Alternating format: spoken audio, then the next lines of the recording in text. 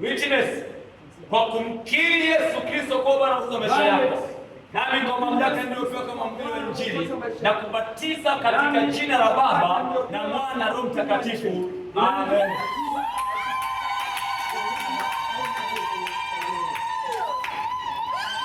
Yesu ameweka Kristo mikononi mwako. Naomba neema ya Mungu ianze maisha yako. Kamjaze Roho Mtakatifu na nguvu, vipawa na karama ndani yake. Akamfanye utumishi wako katika maisha yake yote. Katika jina la Yesu Kristo. Amen.